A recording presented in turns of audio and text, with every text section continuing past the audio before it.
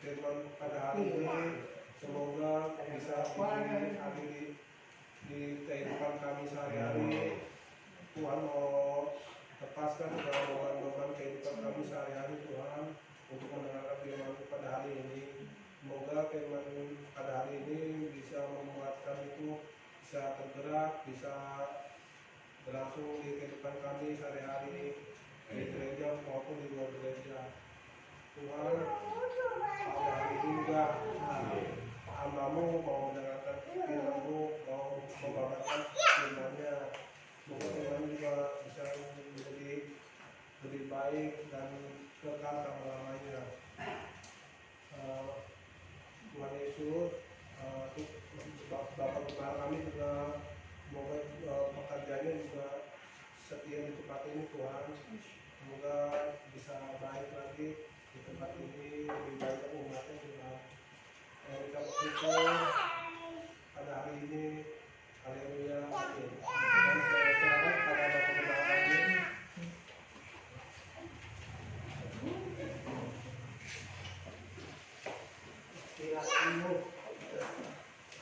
Shalom. Puji Tuhan. Saudara bersyukur pada hari ini. Saudara bersyukur pada hari ini. Kalau kita bersyukur kepada Tuhan, katakan Tuhan Yesus terima kasih, Tuhan itu baik. Barang saya. 1, 2, 3. Tuhan Yesus terima kasih, Tuhan Yesus sangat baik. Sekali lagi, Tuhan Yesus terima kasih, Tuhan sangat baik. Saudara, kalau kita melihat dalam perjalanan kita, tentu kita ingin berjalan sesuai dengan rencana kita, betul nggak? Aduh, rasanya nih kalau hari ini nih kerja senggol, waduh luar biasa. Bagaimana? Misalnya kalau dalam perjalanan kita nggak bisa ketemu orang, ketemu badai lagi, hujan besar, lalu hatinya bagaimana? Masih bisa nggak kita mengucap syukur? Masih bisa nggak? Tapi saya yakin dan percaya sudah jemaat di sini pasti bisa. Amin. Kita katakan terima kasih Tuhan buat Tuhan Yesus yang baik. 1, 2, 3. Terima kasih Tuhan Tuhan Yesus yang baik. Kenapa? Dalam keadaan kita tidak mengerti segala rencana kehidupan kita. Di dalam perjalanan kita kadang-kadang tidak sesuai dengan segala rencana kita.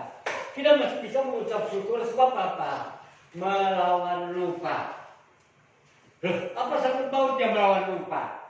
Sebab di saat kita bisa mengucap syukur, kita masih ingat kemarin berkat masih ada. Amin. Ya rasanya sih kalau kemarin dia makan bandeng, hari ini makannya bandeng getar. Ikan teri. Amin juga, amin. Sebab berkat kemarin masih ada. Itu sebabnya bagi anak-anak Tuhan, jangan sampai lupa sehingga untuk melawan lupa selalu mengucap syukur. Amin. Kadang-kadang bingung. Lalu saudara bertanya, apa saya secara manusia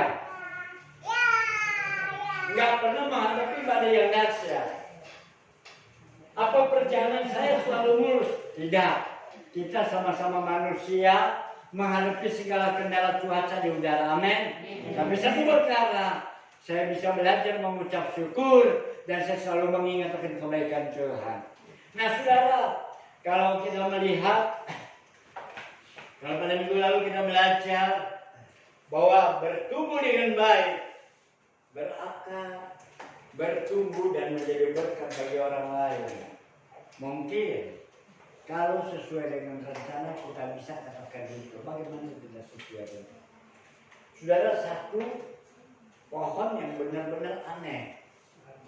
Dan buah ini sampai ke seluruh mancanegara, bahkan juga menjadi suatu makanan khas yang harus dilakukan saat mereka habis melakukan ibadah agamawinya. Buah kurma. Ingat, siapa suka? Hanya sebagian kecil yang gak suka.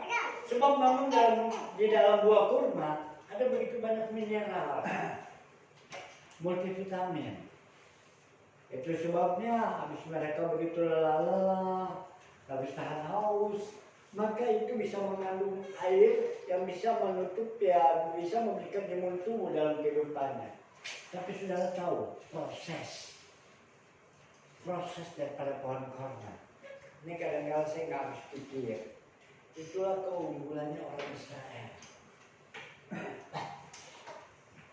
Kalau sekarang barangkali udah zamannya canggih, apa-apa bisa dilakukan dengan mesin. Tapi dahulu, kalau mereka mau tanam kurma di padang pasir, sangat jauh sekali ke dalam gurun pasir sampai dia ketemu air. Dan memang sekali peristiwa waktu Abraham mengusir Hagar bersama anaknya Ismail, hampir haus kelaparan. Siang hari Ismail tinggal di sana, Hagar menangis di sana. Dia menangis. Dia nggak tega melihat anak Ismail mati. Tapi kata Tuhan, dia akan menjadikan satu bangsa besar. Ingat itu. Saya mau menangis, tiba-tiba dia melihat kok ada air. Sehingga dia boleh isi batin, tadi boleh dari rumah Abraham. Dari sana dia bawa itu air sudah habis, sekarang dia bisa isi lagi. Sehingga anak itu tidak mati kehausan. Nah, suatu kali orang Israel ini mereka tanam pohon kurma. Mereka tanam itu bibit kurma ditaruh. Kalau kita di sini biasanya kalau nanam apa-apa dijaga. Ada batu disingkirin. Ada binatang kita gebah. Supaya pohon ini bisa tumbuh. Di sana tidak.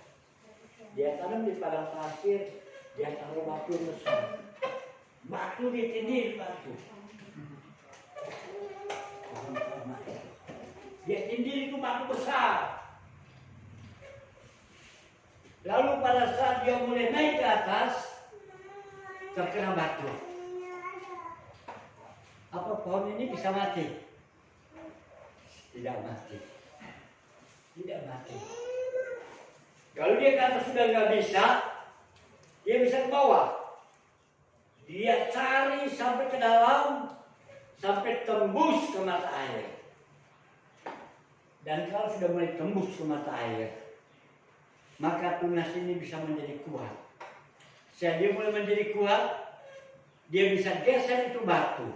Setelah batu itu digeser, apabila dia mulai makin besar, maka terjadilah logakan yang bekas tadi batu. Mulai berkeruak di situ, air dari bawah mulai menimbul ke atas. Itu namanya kuasis. Bahasa Indonesia kuasis. Jadi di bawah pohon kurma itu ada air. Di batang pohon kurma itu ada danau kecil. Dan itu sebabnya dia sanggup memberikan kesejukan bagi para musafir dalam perjalanan. Sebab dia mau sesuatu tadi air di pikirannya. Demikian di dalam kehidupan kita. Untuk bisa menjadi berhasil nggak harus selalu punya kedudukan yang tinggi dalam perusahaan. Nggak usah juga bisa menjadi pemimpin yang banyak sekali anak buahnya. Yang begitu banyak asisten, bahkan juga tidak perlu kita berpikir. Kita punya cabang di seluruh kota-kota di Indonesia untuk membesarkan perusahaan kita. Tapi orang yang berhasil adalah orang yang tetap setia kepada Tuhan. Amin. Saya kalau soal tanaman, saya banyak pengalaman. Satu ketika waktu anak saya baru berumur antara 9-10 tahun, kelas 2, kelas 3 SD. Dan di depan sekolah ada orang suka jual buah-buahan.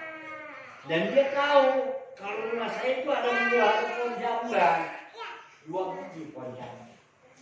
Sehingga dia pas nama Yuli. Yul, kalau nanti ibu beli boleh enggak? Lalu katanya saya papa dulu. Akhirnya bertemu dengan saya bilang silahkan, tapi yang hijau dan yang petik. Petiklah sepuasnya, terserah mau bayar berapa. Ada hasil. menyenangkan. Bagaimana kehidupan kita? Kita akan baca dalam Injil Markus. Markus pasal yang keempat ayat yang ke-20.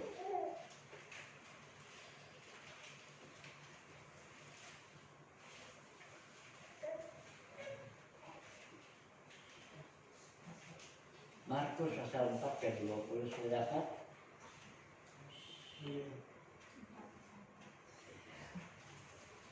Ayat ke-20. Iya.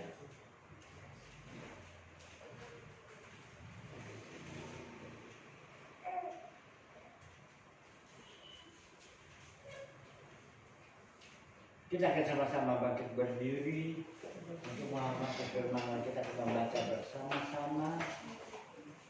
Terdapat 3, 2, 1. Markus pasal 4 ke 20. Dan akhirnya yang dikabulkan rencana yang baik ialah orang yang mendengar dan menyambut firman itu lalu berbuat. Ada yang 30 kali lipat, ada yang 60 kali lipat, dan ada yang 100 kali lipat. Terima kasih, silakan. Oh, Tuhan Yesus memberikan penjelasan bahwa untuk orang-orang mereka adalah orang yang firman Tuhan. Mereka tahu dengan pasti, mereka bisa tertanam, mereka bisa bertumbuh. Kenapa? Sebab kalau dia sudah mulai tertanam dan dia menetap, maka artinya kehidupan rohaninya terpantau meskipun kadang-kala gelombang dahsyat, angin yang dahsyat menerjang bukan dari luar. Kadang-kala terjadi gesekan di dalam rumah Tuhan. Tapi bukan berarti untuk perpecahan, tetapi untuk menguatkan iman percaya kita. Amin. Oh ya, kalau begitu ini nggak boleh ya. Ya barangkali kita untuk minta maaf pada orang itu tengok ya enak aja minta maaf. Minta maaf Tuhan dan kita mau kehidupan kita. Amin. Cuma kadang-kala setiap orang punya privasi sendiri. Nah, sekali peristiwa ada seorang hamba daripada Abraham. Firman Allah berkata bahwa dia adalah hamba yang paling tua di dalam keluarga Abraham. Kita tidak tahu hamba ini didapat dari mana. Apa mungkin waktu dia keluar dari negeri Ur Kasdim, dari tempat orang tuanya sebab Tuhan panggil dia keluar untuk memberikan tanah perjanjian di negeri Kanaan. Biasanya kalau orang-orang dulu, mereka adalah orang kaya dan mereka punya hamba-hamba. Jadi setiap anak punya hamba juga untuk yang merangkul dia. Karena itu baby sisternya, perawatnya dari masih kecil. Apa dia didapat waktu dia keluar dari negeri Ur Kasdim, negeri ayahnya, atau dia didapat pada saat dia membeli yang disebut budak belian, atau juga mereka didapat pada saat dia berperang dengan raja-raja dan dia menang dan dia mengambil beberapa orang menjadi tawanan. Tetapi itu bukan menjadi persoalan. Tapi menjadi persoalan orang ini telah dipercaya oleh Abraham. Dan kalau Ishak lahir daripada Sarah setelah Sarah umur 100 tahun, 75 tahun. Sebab waktu itu Abraham 100 tahun. Sudah orang bilang katanya sudah matahari begitu. Jadi ya udah anda ini lah. Tetapi akhirnya karena Tuhan berjanji kepada Abraham bahwa anak perjanjian didapat dari Sarah. Akhirnya Ishak ini menjadi besar. Setelah besar, setelah Ismail Yusuf keluar. Nah sekarang ibunya Sarah meninggal. Meninggalnya Sarah, Abraham gentleman. Kalau raja di sana dibilang tuh ada gua di sana di pegunungan Mapela sana. Berikan tanah itu buat saya untuk mengubur istri saya. Orang-orang sana boleh silakan pakai, ambil. Oh tidak. Berapa yang kamu maksud? Tapi orang di sana Tuhan bilang tak usah lah. nggak ada artinya itu.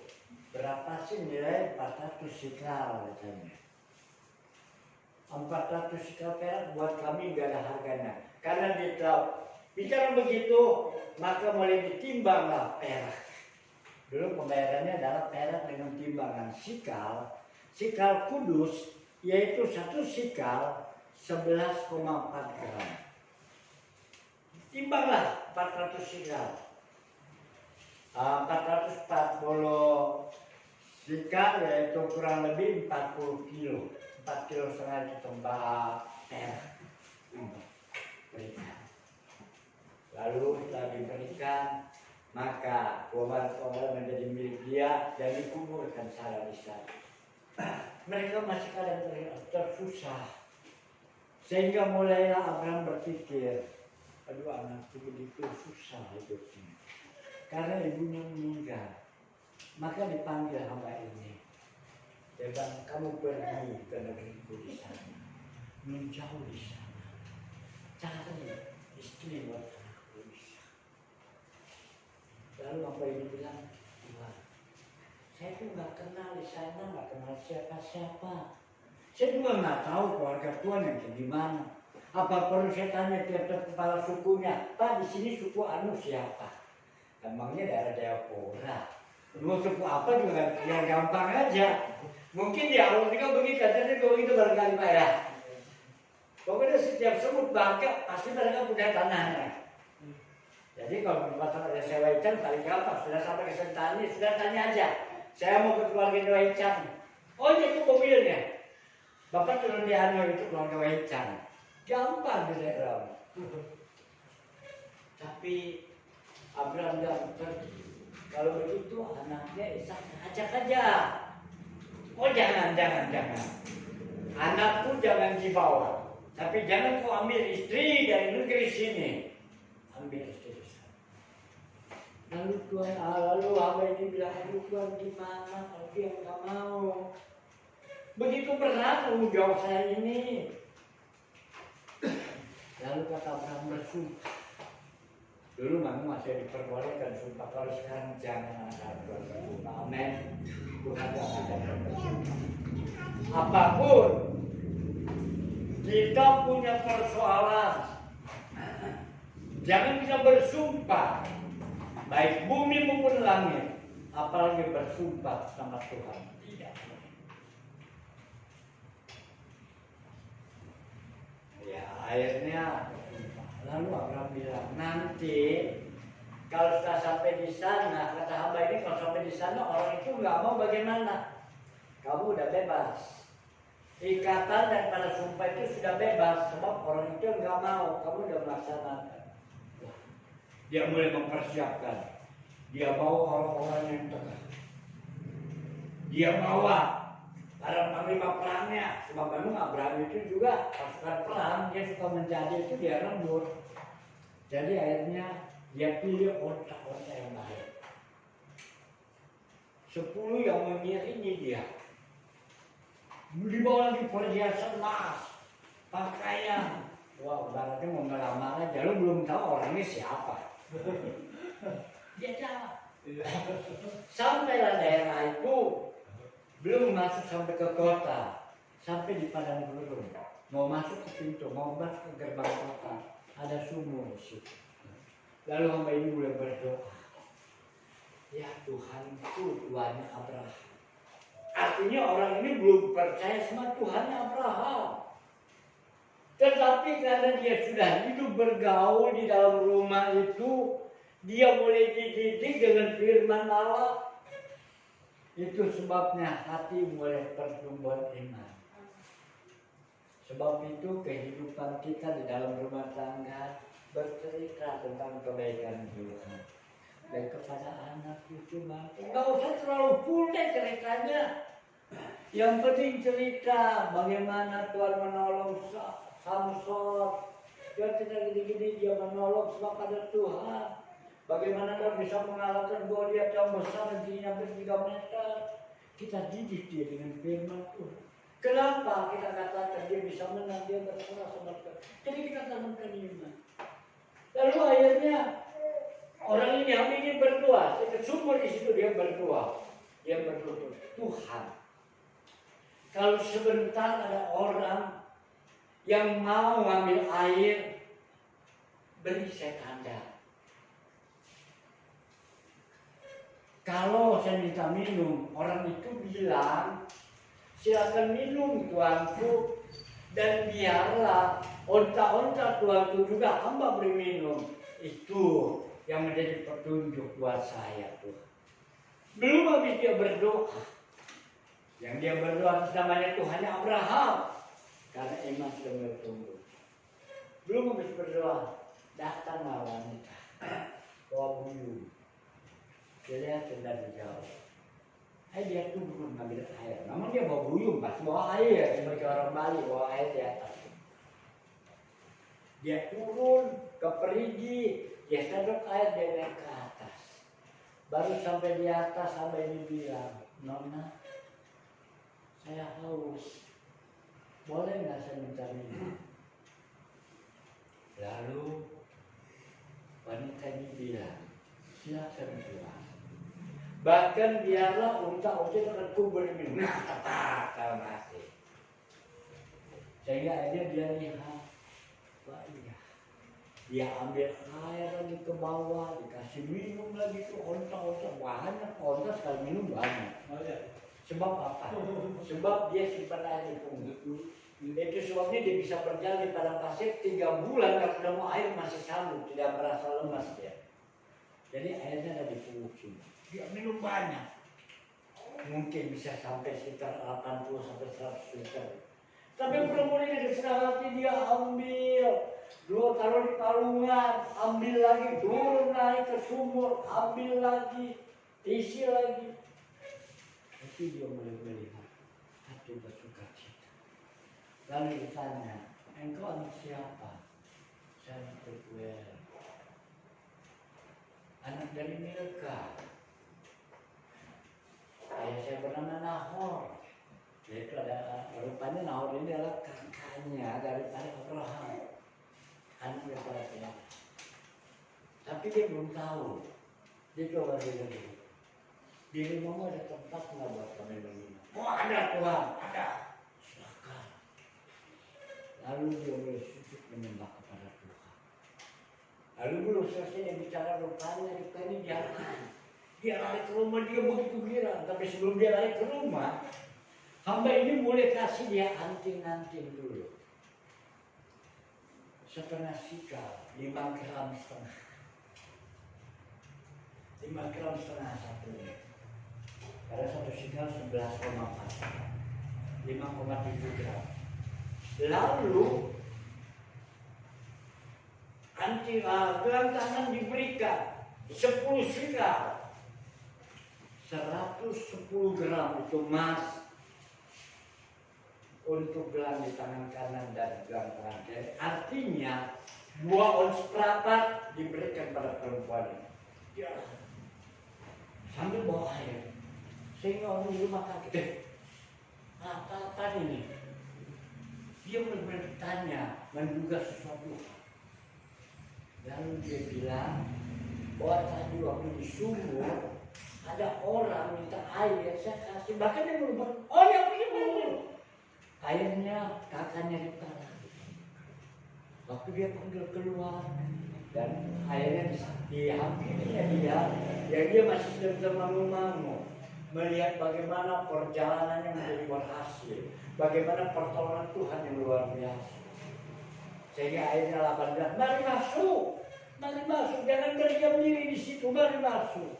Lalu mereka mulai mengkirim dan sampai di rumah mereka mulai lepas itu untanya, diikat lagi, dipersiapkan makanan buat untanya. Lalu mereka sudah bersiap-siap, habis mandi, hamba-hamba ini udah pada mandi semua.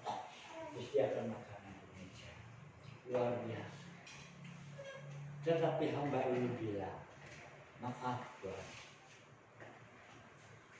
saya adalah hamba daripada Abraham dan hamba nggak berani makan sebelum saya melihat apakah perjalanan saya berhasil atau tidak. mulai dia bekerja. Dan sudah mulai dari padang gurun dia ke tanah-tanahan sana, sampai di padang gurun itu bertemu dengan Ribka, dan semua diceritakan dari awal sampai akhir. Sampai dia bertemu dengan Ribka, sebelum itu dia berdoa, dia ceritakan. Sebab itu dia bilang, tolong jawab. Kalau diterima, dijawab, tidak diterima juga dijawab. Sehingga saya bisa memutuskan saya berjalan lagi nanti ke kanan atau ke kiri. Laban, abangnya Ribka, Tera daripada bapaknya juga mulai. Kok begini? Ya dia bilang itu Ribka ada, silakan. Lalu rupanya si Ribka memanggil aja, ya akhirnya mereka bisa makan. Waktu pagi-pagi dia mau pulang, mau jalan. Tapi apa kata? Jangan, biar dia ada bersama dengan kami dulu. 10 hari aja, baru nanti kamu bisa melanjutkan perjalanan. Tapi coba kita lihat jawabannya. Di dalam Kejadian pasal yang ke-24 ayat yang ke-21. Kejadian pasal yang ke-24 ayat yang ke-56. Kejadian pasal 24 ayat ke-56. Siapa sudah dapat coba tolong bacakan. Kejadian pasal 24 ayat yang ke-56.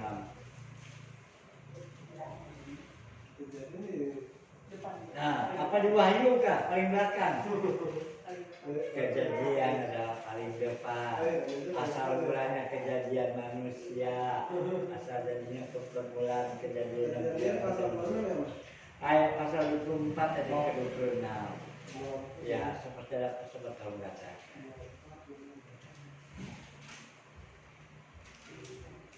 Ini adalah pengakuan daripada hamba Abraham. Dia dengan bersuka cita. Sudah dapat? Dapat. Oke. Kejadian pasal 24 ayat 56.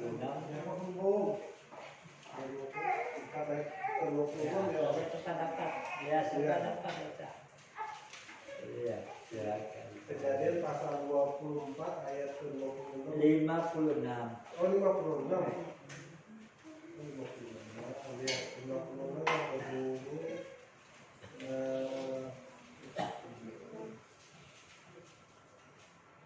yang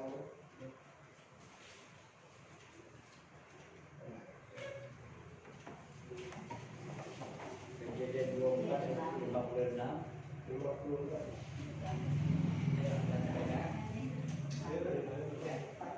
56. Iya. 25. Oh ya, tetapi jawabnya kepada mereka, janganlah tahan aku, sedang Tuhan telah membuat perjalananku berhasil. Lepaslah aku supaya aku pulang kepada tuanku. Terima kasih. Rupanya jawab daripada hamba daripada Abraham bilang, tetapi jawabnya kepada mereka, janganlah tahan aku. Sedang Tuhan telah membuat perjalananku berhasil. Lepaskanlah aku supaya aku pulang kepada Tuhanku. Hamba ini dia begitu dengan rendah hati, dia bilang kepada Laban supaya dia bisa pulang ke tempat Tuhan yang bagaimana dia berhasil. Sebab Tuhan telah membuat perjalanan yang berhasil. Sehingga akhirnya Ribka ikut bersama dia dari Pinang menjadi istri daripada Ishak. Saudara, kita melihat bahwa keberhasilan seseorang bukan karena dia mewah dengan segala keadaan. Keberhasilan seseorang bukan karena dia di atas rata-rata, tetapi keberhasilan seseorang adalah bisa mengemban tugas dengan benar sampai berhasil. Itu adalah keberhasilan. Amin.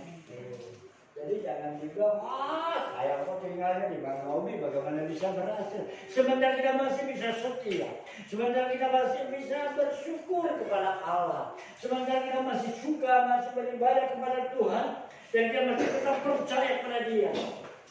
maka itu dikatakan kita berhasil. Sampai habis masa kontrak kita di muka bumi. Amin. Itu sebabnya keberhasilan. Sebab di dalam Mazmur pasal yang pertama dengan jelas, Mazmur pasal pertama ayat yang ketiga. Saya akan bacakan Mazmur pasal pertama ayat yang ketiga. Ia seperti pohon yang ditanam di tepi aliran air, yang menghasilkan buahnya pada musimnya, dan yang tidak layu daunnya, apa saja diperbuatnya berhasil. Jadi orang yang berhasil itu adalah orang yang seperti pohon yang ditanam di tepi aliran air.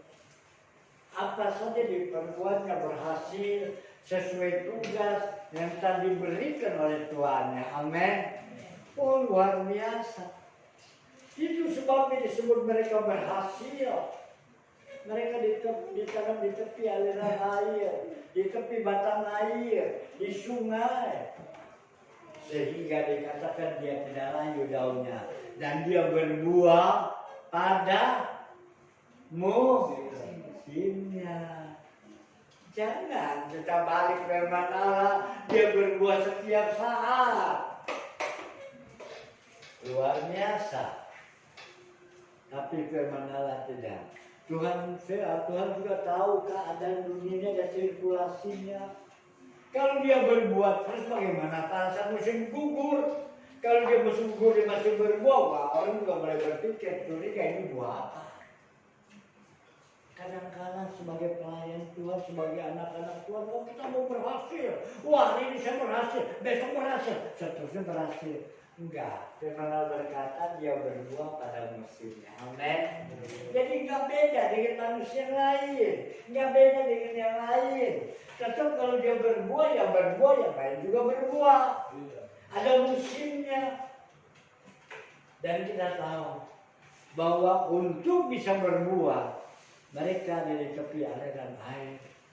Dan saat dia ada di tepi aliran air, maka dia bisa menerima kesegaran kehidupan. Pohon-pohon ada begitu banyak akar. Akar apa? Yang sekolah, halo yang sekolah. Udah kelas berapa sekarang? Kelas 4. Udah pelajari tentang ilmu pepohonan bukan? Belum. Udah. Akar apa aja adanya? Ada akar tunjang, ada akar gantung. Akar apa lagi? Lupa. Ada banyak akar. Akar tunjang yaitu yang kelihatan keluar untuk menopang. Akar gantung suatu kayak pohon beringin di tingkat akar gantung. Belum lagi akar ke dalam. Dan kita manusia memang kita boleh punya batang. Batang hidup, amin. Tapi bukan pohon. Kita punya daun dan kuping, tapi bukan berbuah. Tetapi ada kehidupan kita, akar, yaitu saluran urat-urat nadi yang perlu diisi. Sebab bukan hanya darah tok, kalau darah tok, maka itu akan terjadi kekentalan darah dan itu sebabnya ada oksigen, ada juga gula, ada juga kolesterol, ada juga air di dalam darah. Dan itu sebabnya kalau kita mau hidup, kita juga perlu minum air. Dan demikian rohani kita. Rohani kita perlu hidup. Dan hidupnya bagaimana? Tuhan Yesus mengajar waktu dia pergi ke Samaria. Waktu sudah murid-murid cari makan, dia bersama dengan perempuan Samaria. Dia bilang, beri aku minum air. Perempuan Samaria bilang, enak amat.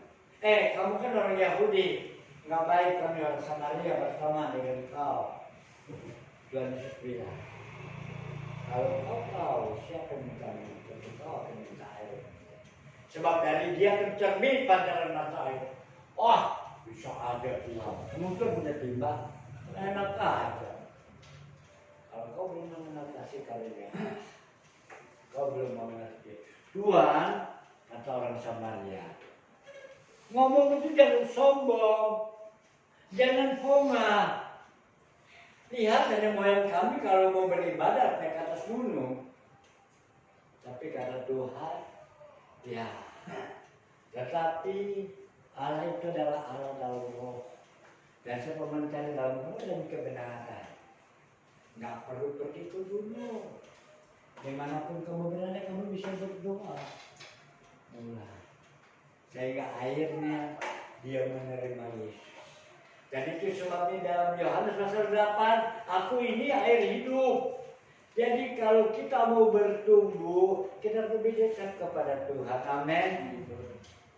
Kalau sudah dekat kepada Tuhan, kita bisa hadapi segala persoalan. Kita bisa hadapi segala tantangan. Hari ini tidak sesuai dengan segala rencana kita. Kita harus bisa mengucap syukur. Amin. Sebab Tuhan itu sangat baik. Sebab itu kalau Tuhan sangat baik, mari kita bisa ada alasan kenapa kita boleh menyembah Tuhan. Kenapa kita masih bisa bersyukur. Sebab kita masih ingat pertolongan Tuhan yang kemarin. Amin.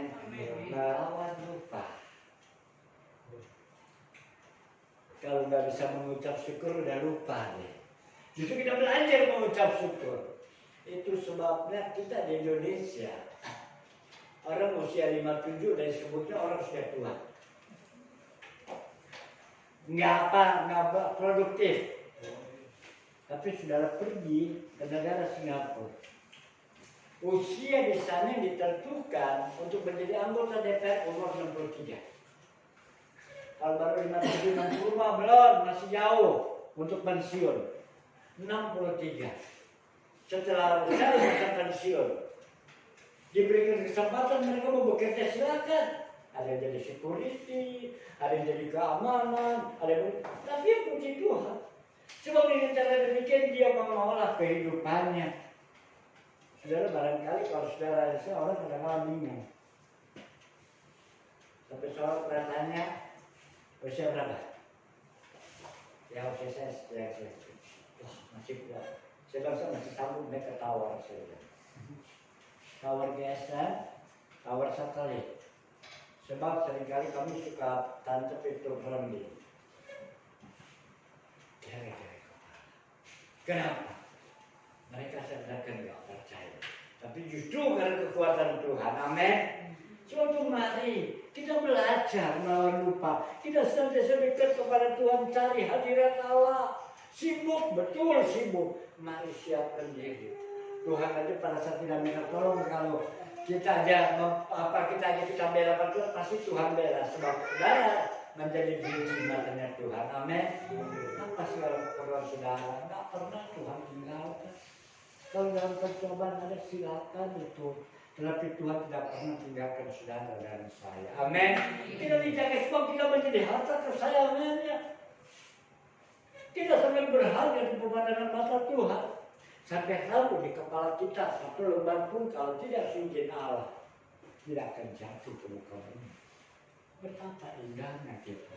Suatu mari supaya kita bisa hidup, bisa menjadi orang yang berhasil, dekatkan diri kepada Tuhan, banyak berdoa kepada Tuhan. Ada pergumulan dalam doa. Kita nggak bisa berdoa di rumah. Mari sama-sama di tempat ini hari Sabtu kita bisa berdoa bersama-sama. Kita bisa utarakan segala keperluan, kebutuhan doa kita. Kita berdoa bersama-sama. Persoalan bisa saja terjadi dan Tuhan izinkan. Tetapi itu berarti untuk pertumbuhan iman percaya kita. Amin. Sebagai pohon korma. Seperti pokok korma. Itu diizinkan sama yang nanam ditaruh batu. Supaya dia bisa tumbuh. Setelah dia mulai tumbuh, dia bisa menjadi berkat bagi sekitarnya. Orang musafir bisa minum air dari situ sebab airnya keluar dari dalam. Sehingga timbul ke permukaan padang gurun. Demikian kehidupan kita. Barangkali saat ini kita akan diperhatikan oleh dunia. Bibit ini masih tetap ada di bawah batu. Orang nggak tahu kita punya kerja apa, dia nggak tahu. Kita nggak diperhatikan. Tapi sekali kelak, maka dunia akan melihat. Dan mereka bisa menjadi berkat. Bisa menerima berkat dari kita.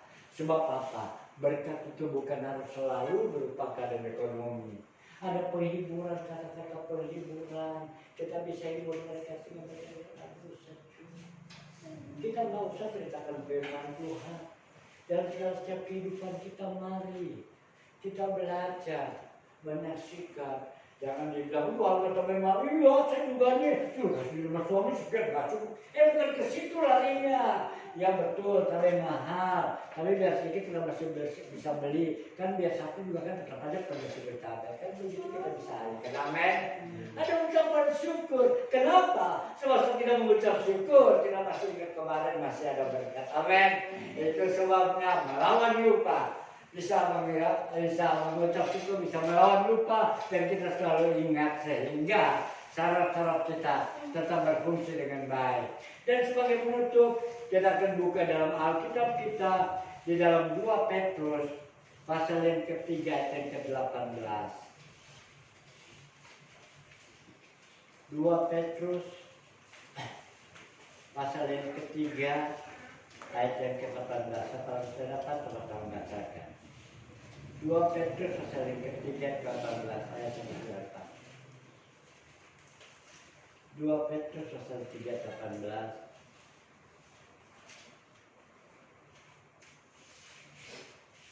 Ya, siapa dapat? Ayo para ibu-ibu nih, yang ini. Ayo.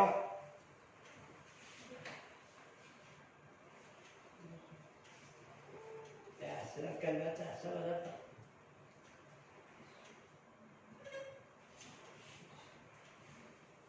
Oke. Ya, silakan. Bangkit berdiri. Puji Tuhan. Ya, 3 Petrus. 2 Petrus pasal yang ketiga ayat ke-18. Bagi Petrus telah mati sekali untuk segala dosa kita. Bukan. Bukan. Petrus. 2 Petrus. Penutup ya? Iya, penutup 2 Petrus. 2 Petrus ayat 3 ayat 18. Yang pertama ayat 18. Berikut penutup. Iya. Tetapi bertumbuhlah dalam kasih karunia dan dalam pengenalan akan Tuhan dan Juru Selamat kita Yesus Kristus, baginya kemuliaan sekarang dan sampai selama-lamanya. Amin. Ya, besok mulai ketemu lagi ya. Terima kasih. Berusaha besok pasti ketemu ya. Wah, puji Tuhan. Di sini dikatakan tetapi bertumbuhlah dalam kasih karunia dan pengenalan akan Tuhan. Orang yang mengenal akan Tuhan dia selalu mengucap syukur apapun segala kondisinya. Sebab apa? Sebab pemeliharaan Tuhan masih ingat. Sebab nggak pernah lupa. Amin. Itu kuncinya. Nggak berat. Selalu ingat. Melawan lupa. Ingat akan kasih karunia Tuhan. Itu sebabnya kalau sampai bertumbuh dalam kasih karunia dan dalam pengenalan akan Tuhan dan Juru Selamat kita Yesus Kristus, baginya kemuliaan sekarang dan sampai selama-lamanya. Supaya saudara dan saya bisa bertumbuh dalam kasih karunia lebih dekat kepada Tuhan. Segala persoalan ucapkan kepada Tuhan. Ada penuh dengan segala berkat-berkat pertolongan, saksikan kepada tetangga. Berikan penghiburan bagi mereka yang lemah. Gak harus buka Alkitab. Itu juga sudah menjadi pemberi air bagi para musafir. Amin. Mereka yang tahu golongan kali-kali dalam keselamatan tapi kita yang sanggup memberikan kabar kita sehingga jiwa ini boleh tersentuh. Sebab segala apa yang telah kita saksikan kepada tetangga kiri dan kanan, bukan pekerjaan kita, tapi kuasa Roh terus bekerja dalam hati orang itu sehingga jiwanya boleh diselamatkan. Suatu hari jadilah seperti pokok korma yang bertumbuh. Siapa tertanam dalam rumah Tuhan kan berbunga di halaman Allah.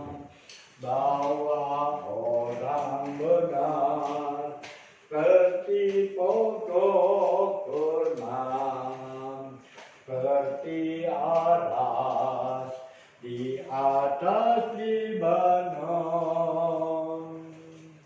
Siapa tertanam dalam rumah Tuhan kan berbunga di halaman Allah.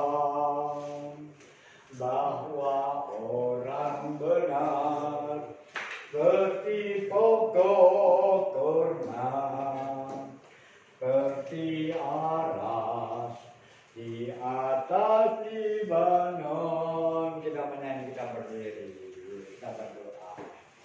Siapa tertanam dalam rumah Tuhan kan